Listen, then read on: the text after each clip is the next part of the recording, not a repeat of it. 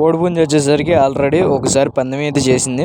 So hi friends, అందరికీ నమస్తే. ముందుగా మన అకౌంట్ని ఫాలో చేసుకొని పెట్టుకోండి. సో వీడియోలో కనిపించే కోడ్ వచ్చేసరికి సేల్కి అయితే ఉంది.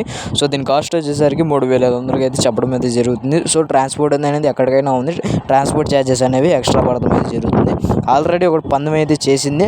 సో దీని లొకేషన్ వచ్చేసరికి తెనాలి.